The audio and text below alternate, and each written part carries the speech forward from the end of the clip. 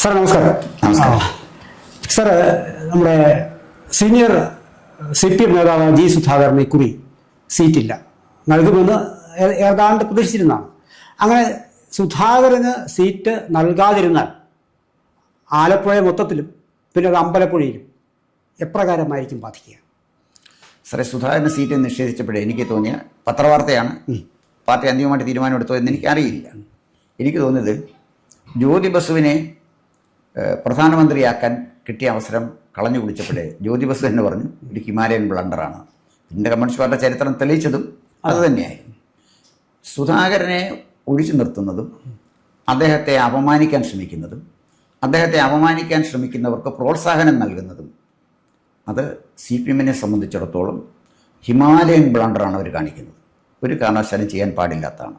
ഞാൻ മനസ്സിലാക്കിയിടത്തോളം സുധാകരനെ ഈ സാംസന്റെ ശക്തി മുടിയിലാണ് എന്ന് പറയുന്നത് പോലെ ജി സുധാകരൻ്റെ ശക്തി അഴിമതിയുടെ കറ പുരളാത്ത കൈകളിൽ. സാറേ, സമകാലിക കേരള രാഷ്ട്രീയത്തിൽ അഴിമതിക്കാനില്ലാത്തൊരു നേതാവിൻ്റെ പേര് പറയാൻ ഞാൻ സാർ ബുദ്ധിമുട്ടില്ലേ? ഒന്നാലോചിച്ച് നോക്കിക്കട്ടെ. പണ്ട് നമുക്ക് പടപടാന്ന് പേര് പറയാമായിരുന്നു, ഒത്തിരി പേരുടെ പേര് പറയാനുണ്ടായിരുന്നു. അന്ന് അഴിമതിക്കാരുടെ പേരായിരുന്നു കുറവുണ്ടായിരുന്നത്, അഴിമതിക്കാരായിരുന്നു കൂടുതലുണ്ടായിരുന്നു, അഴിമതിക്കാർ കുറവായിരുന്നു. അപ്പോൾ ഇതിൻ്റെ പ്രോബ്ലം എവിടെയാണെന്ന് ചോദിച്ചാൽ, കാരണം ഈ സാംസണ് മുടിയിലാണ് ശക്തി എന്ന് പറഞ്ഞ പോലെ സുധാകരൻ്റെ ശക്തി അഴിമതിരഹിത പ്രതിച്ഛായയിലാണ്. എനിക്കും സാറിനും അറിയാം. നമ്മളോട് ചോദിക്കുകയാണ്, ഒരു നിഷ്പക്ഷമായി ചോദിക്കുക, നമ്മൾ അഴിമതിയുടെ കറ പുരളാത്ത കൈകളുള്ള ഒരു രാഷ്ട്രീയക്കാരന് കേരള രാഷ്ട്രീയത്തിൽ പറയാമോ എന്ന് ചോദിച്ചാൽ എൻ്റെ വിശ്വാസം ഞാൻ ബുദ്ധിമുട്ടും അങ്ങും ബുദ്ധിമുട്ടുമെന്ന് തന്നെയാണ് എൻ്റെ വിശ്വാസം. ഇതാണ് സ്ഥിതി. പണ്ടങ്ങനല്ലായിരുന്നു. ഭൂരിപക്ഷം നേതാക്കന്മാരും അഴിമതിയുടെ കറ പുരളാത്തവരായിരുന്നു. അഴിമതിക്കാരാളുകൾ എണ്ണത്തിൽ കുറവായിരുന്നു.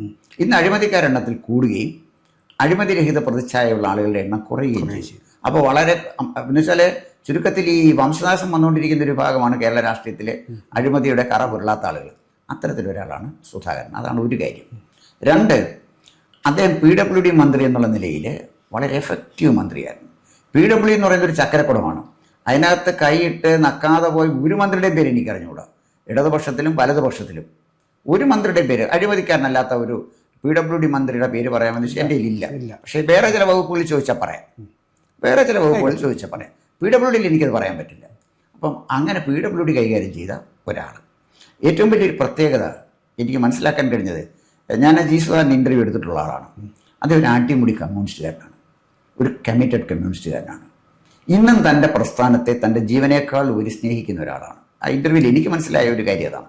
ഇപ്പം ഞാനും കുറച്ചു കാലം കമ്മ്യൂണിസ്റ്റ് പാർട്ടിയിലൊക്കെ ഇരുന്ന ആളാണ് എന്ന് പറഞ്ഞപ്പോൾ വളരെ സന്തോഷത്തോടുകൂടിയാണ് അദ്ദേഹം എനിക്ക് ഇൻ്റർവ്യൂ തന്നത്. പക്ഷേ ഞാൻ ഒരുപാട് കമ്മ്യൂണിസ്റ്റ് നേതാക്കന്മാരെ കണ്ടിട്ടുണ്ടെങ്കിലും ഈ മനസ്സിൽ ഒരു കമ്മ്യൂണിസ്റ്റ് നന്മ സൂക്ഷിക്കുന്ന, ആ പ്രസ്ഥാനത്തോടെ പ്രതിബദ്ധത സൂക്ഷിക്കുന്ന വളരെ അപൂർവ നേതാക്കന്മാരുടെ ഒരാളാണ് ജി സുധാകരൻ.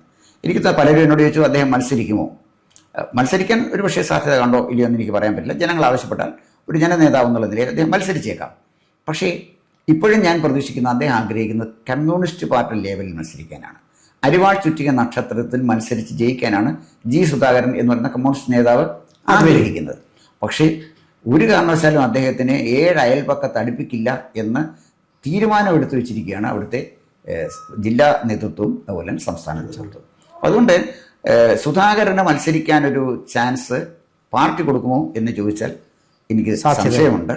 പക്ഷേ സുധാകരൻ്റെ മുകളിൽ അദ്ദേഹം മത്സരിക്കണം എന്നുള്ള ഒരു പ്രഷർ പൊതുസമൂഹത്തിൽ നിന്ന് വളരെ ശക്തമാണ്. ഞാനിത് പറയാനുള്ള കാര്യം, നമുക്കൊക്കെ ഉള്ള പോലെ മധ്യ തിരുവിതാംകൂറിലെ ഒരു സ്ഥലമാണല്ലോ അമ്പലപ്പുഴ. നമ്മുടെ സുഹൃത്തുക്കളും ബന്ധുക്കളൊക്കെ ഉള്ള സ്ഥലമല്ലേ. അപ്പോൾ സുധാകരൻ മത്സരിക്കണമെന്ന് ആഗ്രഹിക്കുന്ന വലിയൊരു വിഭാഗം ആളുകൾ അമ്പലപ്പുഴയുണ്ട്. എനിക്ക് ഡയറക്റ്റായിട്ട് സാറിനോട് പറയാൻ പറ്റും. എല്ലാ ജാതിയിലും മതത്തിലും പെട്ട ആളുകളുണ്ട് സുധാകരൻ മത്സരിക്കണമെന്ന് ആഗ്രഹിക്കുന്ന ആളുകൾ. കാരണം ഇന്നത്തെ രാഷ്ട്രീയത്തിൻ്റെ അപജയം കൊണ്ട് സംഭവിക്കുന്ന ഒരു കാര്യമാണ്. ഇങ്ങനെയുള്ള ആളുകളെ നമ്മൾ സംരക്ഷിച്ചില്ലെങ്കിൽ എന്ത് ചെയ്യുമെന്ന് തോന്നുന്ന ഒരു പൊതുസമൂഹം ഇവിടെ ശക്തമാണ്. എന്ന് പറഞ്ഞാൽ അന്ധമായി പോയി ചിഹ്നം നോക്കി വോട്ട് ചെയ്യുന്ന ആളുകളുടെ എണ്ണം അമ്പലപ്പുഴ കുറഞ്ഞു വരുന്നു. പാർട്ടി അപജയത്തിലേക്ക് നീങ്ങിയിരിക്കുന്നു. പാർട്ടിക്ക് സംഭവിച്ചിരിക്കുന്ന മൂല്യച്യുതിയിൽ നിന്നും പാർട്ടിയെ രക്ഷപ്പെടുത്തണം എന്നാഗ്രഹിക്കുന്ന പാർട്ടിക്കാർ വളരെ ശക്തമാണ് അമ്പലപ്പുഴ. ഒപ്പം അമ്പലപ്പുഴയ്ക്ക് അർഹമായ, അല്ലെങ്കിൽ അമ്പലപ്പുഴ അർഹിക്കുന്ന ഒരു MLA ഞങ്ങൾക്ക് വേണമെന്ന് ആഗ്രഹിക്കുന്ന അമ്പലപ്പുഴക്കാരുടെ എണ്ണം വളരെ കൂടുതലാണ്. ഇതൊക്കെ നമുക്ക് ഉപരിതലത്തിൽ കാണാൻ പറ്റില്ല. നമ്മൾ പല ആളുകളുമായിട്ട് സംസാരിക്കുമ്പോഴാണ് നമുക്കിത് മനസ്സിലാക്കാൻ കഴിയുന്നത്. സുധാകരൻ നിശബ്ദനായിരുന്നതും അദ്ദേഹം പാർട്ടിക്കെതിരെ പ്രവർത്തിക്കാതിരുന്നതും തെറ്റായിപ്പോയി എന്ന് പറഞ്ഞ ചില പാർട്ടി അനുഭാവികളെ ഞാൻ കാണുന്നുണ്ട്. അവർ എന്തിനാണ് ഇദ്ദേഹം ഇത്രയും പിന്നെ സഹന ശക്തിയോടുകൂടി ഇരുന്നത്? തന്നോട് ചെയ്ത നീതികേട് തുറന്ന് പറഞ്ഞുകൂടെ എന്ന് പറഞ്ഞ ആളുകളുണ്ട്. അടുത്ത സമയത്ത് എൻ്റെ ഒരു സുഹൃത്ത് ചോദിച്ചു, കുഞ്ഞികൃഷ്ണൻ പുസ്തകം എഴുതിയില്ലേ? അതുപോലെ നന്നായിട്ട് എഴുതാൻ കഴിയുന്ന ആളല്ലേ, ഇംഗ്ലീഷിലും മലയാളത്തിൽ നന്നായിട്ട് എഴുതാൻ കഴിയുന്ന ആളാണ്, കവിത എഴുതുന്ന ആളാണ്, എന്തുകൊണ്ട് ജി സുധാകരനെ ചെയ്യുന്നില്ല? അപ്പോൾ എനിക്ക് ഈ ചോദ്യത്തിന് ഞാൻ പറഞ്ഞു, അദ്ദേഹം ചെയ്യില്ല, അദ്ദേഹം അടിസ്ഥാനപരമായ കമ്മ്യൂണിസ്റ്റാണ്. ഇതാണ് പ്രശ്നം. പക്ഷേ കമ്മ്യൂണിസ്റ്റുകാരനായ സുധാകരനെ ഇഷ്ടപ്പെടുന്ന കമ്മ്യൂണിസ്റ്റുകാർ, അഴിമതിയുടെ കറപുരളാത്ത ജി സുധാകരനെ ഇഷ്ടപ്പെടുന്ന അമ്പലപ്പുഴക്കാർ, ജി സുധാകരൻ്റെ വ്യക്തിത്വം ഇഷ്ടപ്പെടുന്ന മറ്റ് എല്ലാ ജാതി മത സമൂഹത്തിലും പെട്ട ആളുകൾ, നിർമ്മലനായ മനുഷ്യനാണ്, ദേഷ്യം വരുമെന്നുള്ള അല്ലെ, വേറെ പ്രശ്നമൊന്നുമില്ല.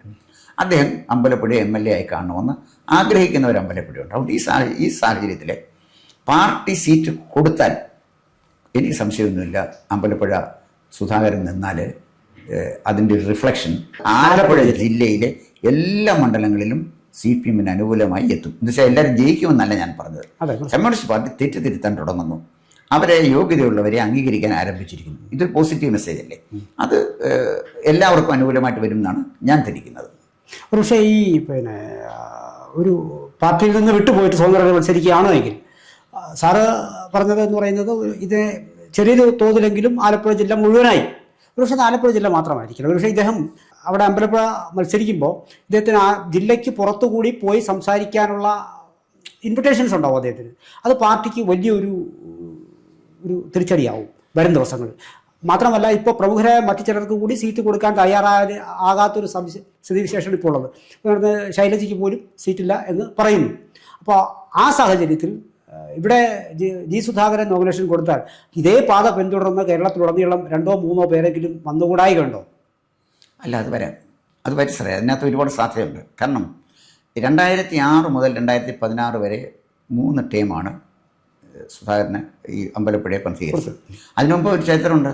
1967 VS മത്സരിച്ച സ്ഥലമാണ് അമ്പലപ്പുഴ. 67 70 മത്സരിച്ചു. 70 അദ്ദേഹം മത്സരിച്ചു. പിന്നെ അവിടെ ജയിച്ചു വന്ന് KK കുമാരപിള്ള. പ്രഗത്ഭരായ ഒരുപാട് ആളുകളുണ്ട്. PK ചന്ദ്രാനന്ദൻ അദ്ദേഹം ജയിച്ചിട്ടുണ്ട്. അതുപോലെ തന്നെ V ദിനകരൻ, അദ്ദേഹവും 2 ചാൻസ് 82-ലും 87-ലും അദ്ദേഹം മത്സരിച്ചു. പിന്നെ AK ഗോപാലിൻ്റെ ഭാര്യ സുശീല ഗോപാൽ അവിടെ നല്ല മത്സരിച്ച് ജയിച്ചത്. അതുപോലെ തന്നെ കോൺഗ്രസിൻ്റെ D സുഗതനും അവിടെ നിന്ന് മത്സരിച്ചിട്ടുണ്ട്. ഈ ദിനകരന് കോൺഗ്രസ് ആയിരുന്നല്ലോ, D സുഗതനും കോൺഗ്രസ് ആയിരുന്നു. അപ്പം ഈ അമ്പലപ്പുഴ കോൺസ്റ്റിറ്റ്യുവൻസിയുടെ ഒരു സ്ട്രക്ചർ നമ്മൾ നോക്കിയാൽ ഇലക്ഷൻ റിസൾട്ട് നോക്കാമെങ്കിൽ CPM-ന് അങ്ങനെ ഉറച്ച ഒരു സീറ്റുമൊന്നുമല്ല അമ്പലപ്പുഴയിൽ മാറിയും തിരിഞ്ഞും അമ്പലപ്പുഴക്കാർ വോട്ട് ചെയ്തിട്ടുണ്ട്. ഇപ്രാവശ്യം സുധാകരനെ അവർ സ്ഥാനാർത്ഥിയാക്കാനുള്ള ബുദ്ധി CPM കാണിച്ചാൽ അതിൻ്റെ ഒരു ഗുണം അവിടെ ഉണ്ടാകുമെന്നാണ് എനിക്ക് തോന്നുന്നത്. പക്ഷേ എങ്കിൽ പോലും ഈ സാറ് പറഞ്ഞ ഒരു കമ്മിറ്റഡ് കമ്മ്യൂണിസ്റ്റിന് ഇത്തരത്തിലുള്ള തീരുമാനം എടുക്കാൻ കഴിയുമോ പെട്ടെന്ന്? സാറേ, കുഞ്ഞികൃഷ്ണൻ കമ്മിറ്റഡ് കമ്മ്യൂണിസ്റ്റ് അല്ലായിരുന്നു, KR ഗൗരിയമ്മ കമ്മിറ്റഡ് കമ്മ്യൂണിസ്റ്റ് അല്ലായിരുന്നു, MV രാഘവൻ കമ്മിറ്റഡ് കമ്മ്യൂണിസ്റ്റ് അല്ലായിരുന്നു. സാറേ, ഇവരൊക്കെ കമ്മ്യൂണിസ്റ്റ് ആയിരുന്നു. കമ്മിറ്റഡ് കമ്മ്യൂണിസ്റ്റുകാരനാണ് സാറേ ഏറ്റവും വലിയ മാനസിക സംഘർഷം ഉണ്ടാകുന്നത്. താൻ എല്ലാം അർപ്പിച്ച് തൻ്റെ ജീവനും ആരോഗ്യവും സ്വത്തും എല്ലാം ഉപയോഗിച്ച് താൻ വളർത്തിയെടുത്ത പ്രസ്ഥാനം ഒരിക്കലും ഒരു പോറൽ പോലും ഏൽക്കാതെ അഭംഗുരം തുടരണം എന്നാഗ്രഹിക്കുന്നവനാണല്ലോ കമ്മിറ്റഡ് കമ്മ്യൂണിസ്റ്റ്. തൻ്റെ പാർട്ടി പ്രത്യയശാസ്ത്രത്തിൽ അന്ധമായി വിശ്വസിക്കുന്നതല്ലേ കമ്മിറ്റഡ് കമ്മ്യൂണിസ്റ്റ്. അങ്ങനെ കമ്മിറ്റഡ് ആയിരുന്ന ആളുകളാണ് സാറേ പോയിരിക്കുന്നത്. സുധാകരൻ സ്വതന്ത്രമായിട്ട് മത്സരിക്കാൻ തീരുമാനിക്കുകയും കോൺഗ്രസ് ബുദ്ധിപൂർവ്വം അദ്ദേഹത്തിന് പിന്താങ്ങുകയും ചെയ്താൽ ആലപ്പുഴ ജില്ലയിലെ വലിയ റിഫ്ലക്ഷനാണ് സാറേ UDF-ന് അനുകൂലമായിട്ടുണ്ടാകാൻ പോകുന്നത്. സാർ സംശയിക്കേണ്ട. കാരണം കമ്മിറ്റഡ് കമ്മ്യൂണിസ്റ്റ് ആയതുകൊണ്ടാണ്. ഇന്നൊരിടത്ത് മത്സരിക്കുകയും വേറെ നാളെ മാറി മത്സരിക്കുകയും ചെയ്യുന്ന പോലെയല്ല. കമ്മ്യൂണിസ്റ്റ് പാർട്ടിക്ക് വേണ്ടി എഴുതുകയും ചിന്തിക്കുകയും പ്രവർത്തിക്കുകയും പ്രസംഗിക്കുകയും ചെയ്ത ആളാണ്. അദ്ദേഹത്തിൻ്റെ ത്യാഗോജ്വലമായൊരു ജീവിതം. ഒരു തിരുത്തലിന് പുള്ളി പാർട്ടിയെ തിരുത്താൻ പലതവണ ശ്രമിച്ചിട്ടും കവിത എഴുതിയിട്ട് പ്രസംഗിച്ചിട്ടും ഒക്കെ പറഞ്ഞിട്ടും നടക്കാത്ത ഒരു സാഹചര്യത്തിൽ പാർട്ടിയെ ഒന്ന് തിരുത്താൻ വേണ്ടി ഒരുപക്ഷെ അദ്ദേഹം മത്സരിച്ചേക്കാമെന്നാണ് സാർ പറയുന്നത്. യെസ്, ഞാനതാ പറഞ്ഞത്. പാർട്ടി വിട്ട് അദ്ദേഹം മത്സരിക്കുകയല്ല.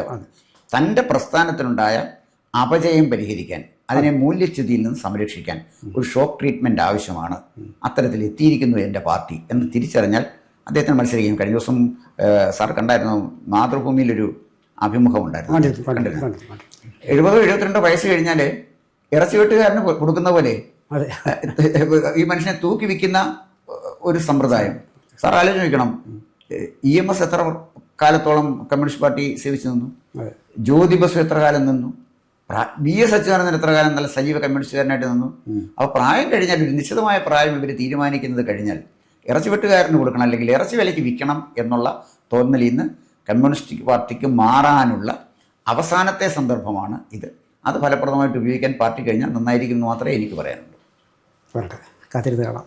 കൂടുതൽ വാർത്തകളും വിശേഷങ്ങളും നേരിട്ട് ലഭിക്കാൻ ജനങ്ങളിൽ നിന്ന് ജനങ്ങളിലേക്ക് ജനഭൂമി ന്യൂസ് സബ്സ്ക്രൈബ് ചെയ്യൂ. ബെൽ ബട്ടൺ അമർത്താനും മറക്കരുത്.